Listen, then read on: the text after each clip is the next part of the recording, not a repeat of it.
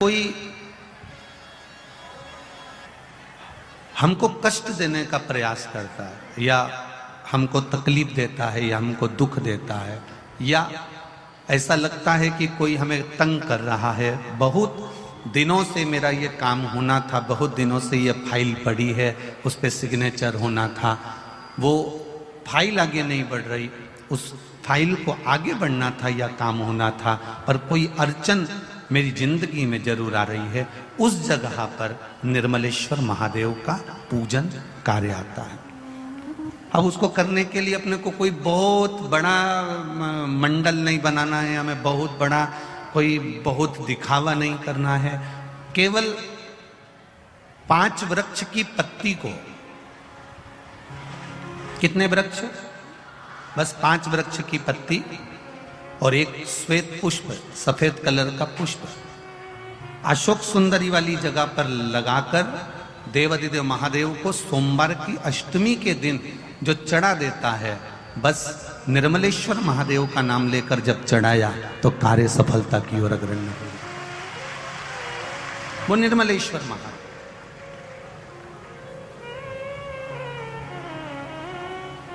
प्रत्येक जीव के हृदय में निर्मलता प्रदान करना, प्रत्येक जीव के हृदय में एक सुख का अनुभव करवा देना, प्रत्येक जीव के भीतर एक भक्ति का आनंद प्रदान कर देना।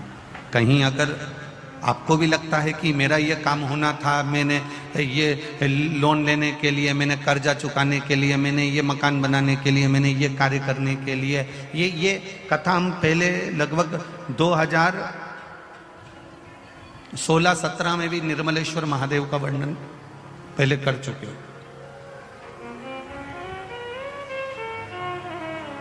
कितने वृक्ष की पत्ती लेना है? 5 वृक्ष की पत्ती और एक सफेद पुष्प। क्या नाम बोलोगे? निर्मलेश्वर महादेव। बस सबके भीतर निर्मलता का जो भाव प्रकट कर दे, जो निर्मलता का भाव प्रकट कर दे, सबके भीतर एक आनंद की अनुभूति लाकर रख दे, सबके भीतर एक सुख का अनुभव करा दे, वो निर्मलेश्वर महादेव। शिव तत्व कराए शिव महापुराण की कथा। इधर आवाज नहीं जा रही है। निर्मलेश्वर महादेव का स्मरण, आवाज बढ़ाओ उधर की। निर्मलेश्वर महादेव का स्मरण जो कि निर्मलता देने वाला है, निर्मलता, सुख देने वाला है, आनंद। एक बहुत अच्छी बात आपसे कहेंगे, नवनिधि शिव महापुराण की कथा सुन रहे हो और इतनी दूर दूर से आए हो तो एक जीवन में उतार कर रखना। जब तुम्हें लगे कि हमारे घर के बच्चे गलत मार्ग पर जा रहे हैं, जब तुम्हें लगे हमारे घर के बच्चे व्यसन में जा रहे हैं, मदिरा पान में जा रहे हैं या गलत व्यसन की ओर जा रहे हैं, तब प्रयास करना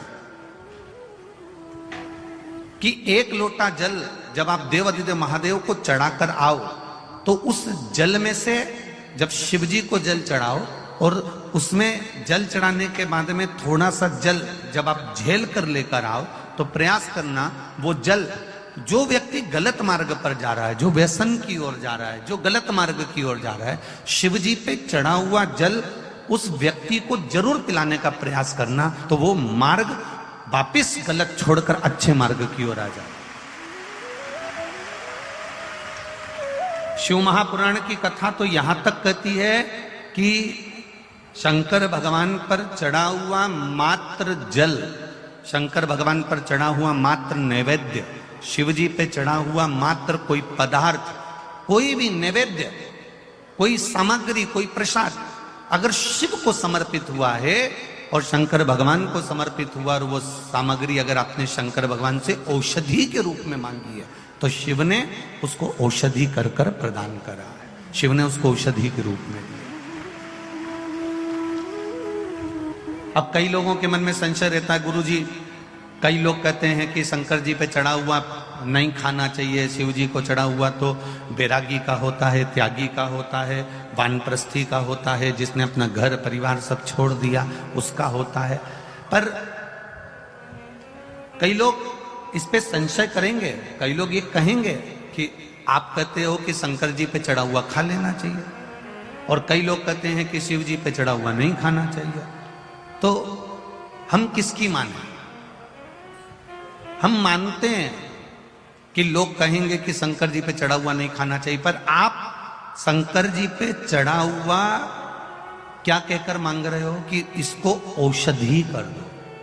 क्या कर दो? इसको औषधि कर दो। प्रभु, मेरे शरीर में ये रोग है, मेरे शरीर में